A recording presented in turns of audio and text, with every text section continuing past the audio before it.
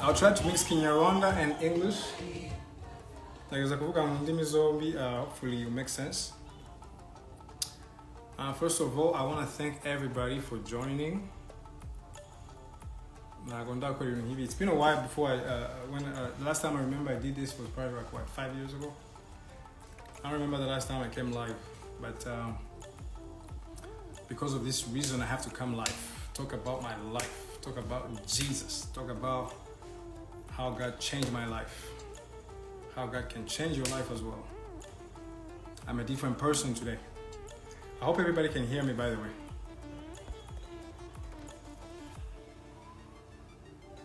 Yeah, so many things I don't remember. Okay.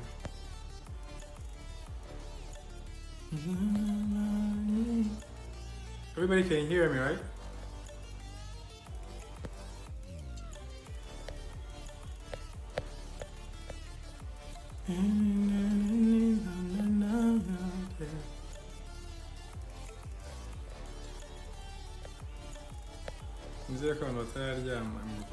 Because I know it's late. I was trying to come here early, but it couldn't work out.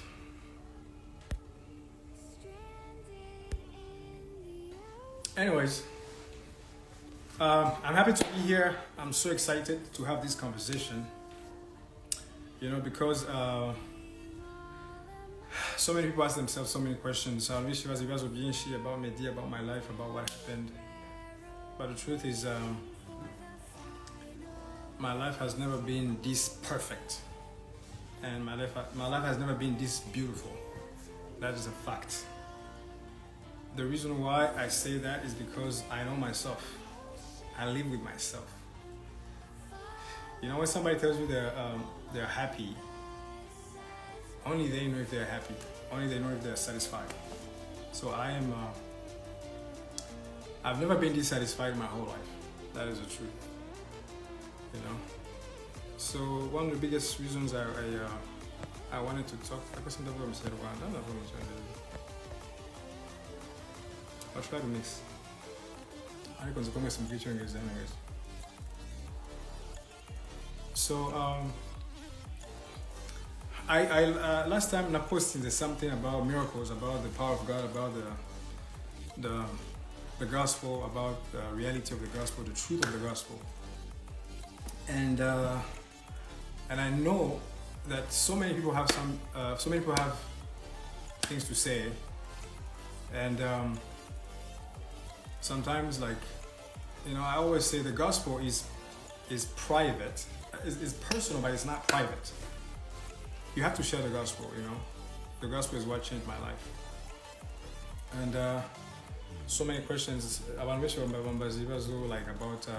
my secular background, what happened to it, what am I doing next, what's my next move. By the way, I'm working on an album, a gospel album, a worship album that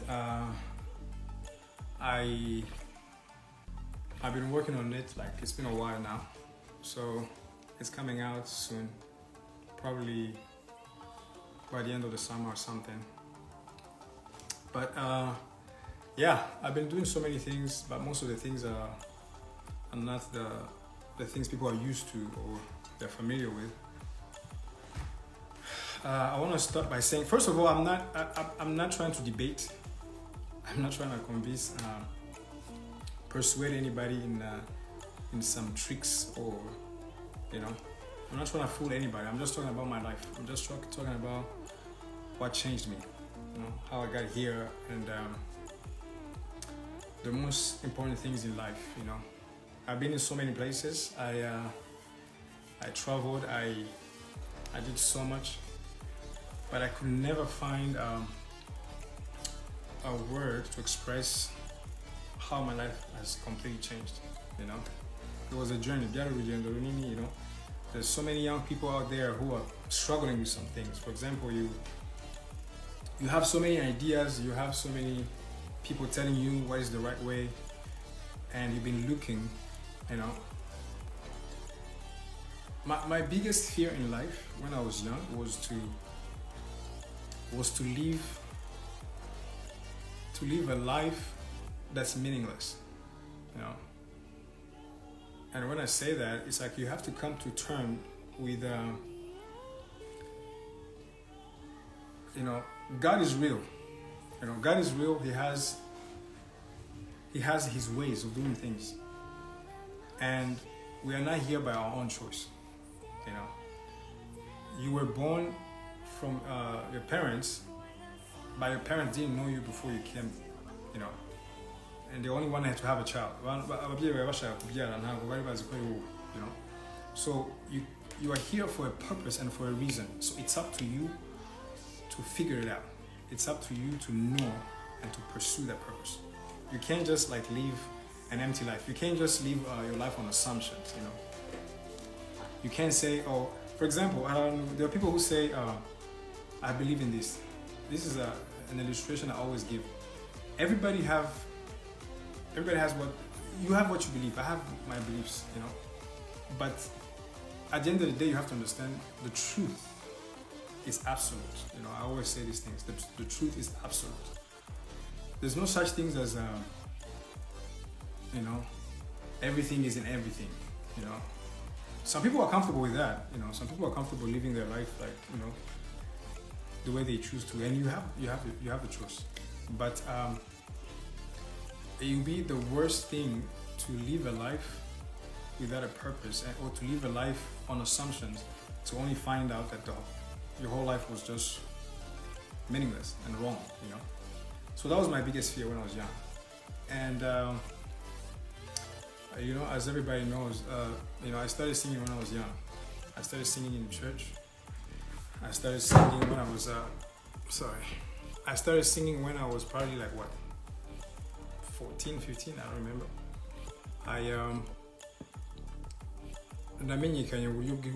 Like I remember I was in high school. And then after high school, everything just went, you know. So sometimes when you're looking for something in life, and then you finally find it, maybe at that point you start asking yourself the most important questions about life.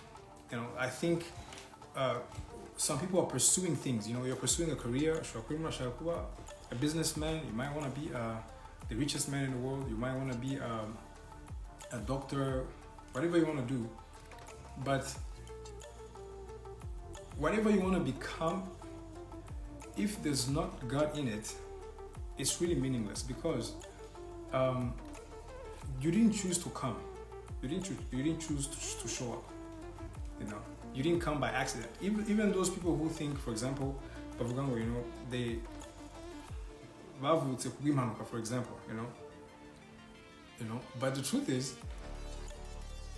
God knew you were coming, and you also have to first come to terms that, you know, there's such thing as God above all, you know, all powerful, omniscient, you know.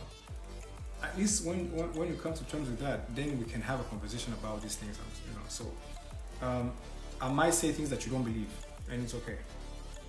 But my job is not to debate or anything. My job is to just tell you my life, and you always have to choose. You have a choice to make, you know.